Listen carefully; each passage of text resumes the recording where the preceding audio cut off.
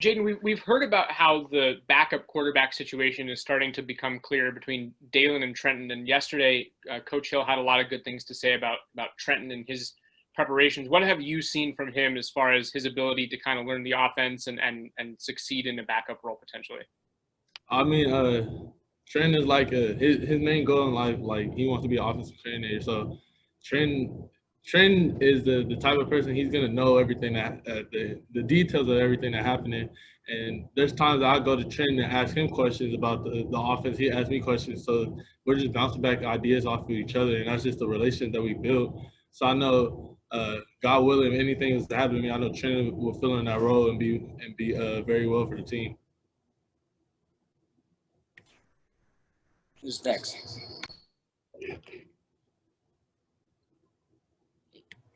Alex. Hey, Jayden, with being in year 2, now being a captain, with having a lot of incoming freshmen as weapons, does it kind of feel like you're a bit older than just like a second-year quarterback like that? And what's it sort of like having those younger weapons to sort of teach and help you along the way? I mean, I wouldn't say like I feel like older, but I do feel like I'm a sophomore. Feel like I'm more mature. Having the playing experience last year on the offensive side, just skill position wise, it's like okay, well we got all the young guys in skill position wise. The only people that have the playing experience played the college football season fully is me and Frank. So we kind of take that role upon like, okay, we got to teach the guys that haven't played the ropes of how to handle the ins and outs of everything that's going on. Hode. So, Jayden, now that the pads have come on, and I know it's not exactly life tackling, at least not for long periods of each practice, but the physicality aspect of the offense, how much have the coaches been really preaching about that, and how content are you at this point with the offense being as physical as you want it to be in 2020? I mean, the coaches, they preach that every day, most physical team wins. There's times, the defense comes and punches in our mouth. So we just got to bounce back and we got to go harder. And that's what we feel like we did today. That the day's defense punches in our mouth with the physicality. So we came back today. But I feel as far as the offense right now, I wouldn't say I'm very content where we're at physically. The physicality, I feel like we could be more physical up front. I know that we're going to get to that point. That's why we got a couple more times before we play USC. And just another quick question. I know that the coaches have been really amazed, I don't know if in a good way or a bad way, that you see a lot of the college games and NFL games, the offenses are just going to town on defenses. Even some defenses are considered to be pretty good in the pros or in college. What's your take on that? Do you think the weird offseason everybody had is just having the offenses way ahead of the defenses compared to what a normal season would look like? I feel just not having an offseason, a normal offseason does play a factor to the way everything has happened in the NFL and college. It's still a lot of kinks and stuff. We get those preseason games to figure out everything that's going on. So not being able to have those games is going to be like good opponents. There's going to be some miscommunication, missed keys, everything, this and that. But I feel like just offensive-wise, they're just capitalizing on all the defense mistakes. Jacob. Jayden, over the last several days, we've been able to talk to a number of defensive players, and all of them have said that this year, practicing against you guys and the rest of the offense is way more confusing than it was a year ago. There's just a lot more going on for them to be distracted with their eyes. Have you noticed that they look a little bit more frazzled as a defensive unit trying to practice against you than maybe they did a year ago? I feel, we're always keeping them on their toes.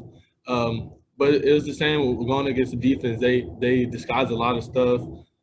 And then they give us the different type of looks.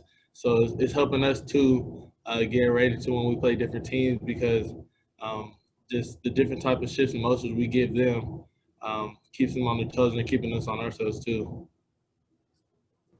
Alex.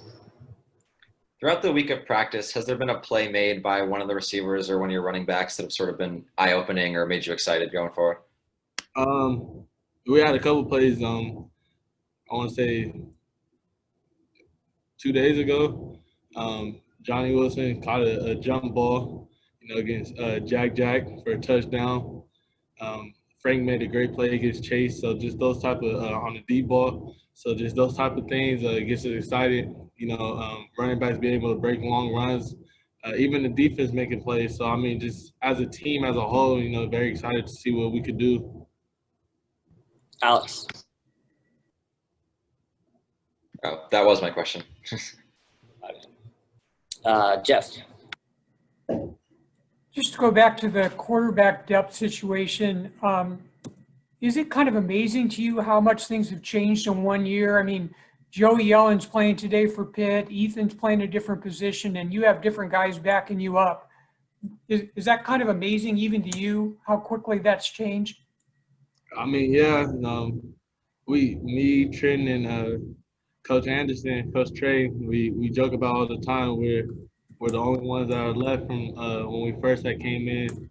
We first came in, it was me, Ethan, Joey, Dylan Sterling Cole, and then fall, it was me, Trenton, Joey, Ethan, and Burko and Coach Trey. So, I mean, just going from last year, just the camaraderie we had as the young guys in the QB room to now it's different faces, new coach, just different people in the QB room, and only was less is me and Trenton from last year, and be able to see Joey go out there and I don't know what he did today. Hopefully he did all right. I know it was a tough one going against Miami, but being able to see him go out there and perform, get the chance to perform and play, is good for him. Zach. Jayden, on a Thursday, Herm told us about how, with the Pac-12 and Big Ten being late to the party, you guys are working on all those situations. Other than sitting and reporting or Zooms with reporters, what are you doing on Saturdays to stay ready for the season?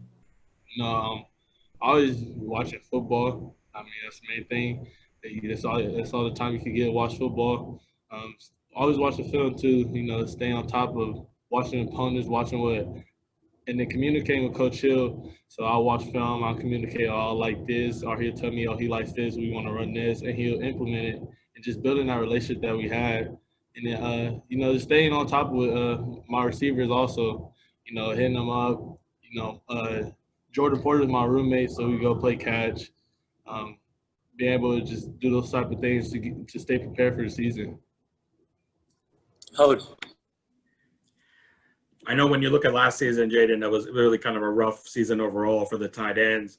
But obviously, we know Zach Hill wants to incorporate that position much more in the passing game compared to last year and even years before that, before you were here. Specific about Curtis Hodges, looks like he's running a lot of first team. What are you seeing from Curtis right now? I see a lot of growth from last year. A lot more consistency. That's the main thing that we harp with him. You just got to stay consistent.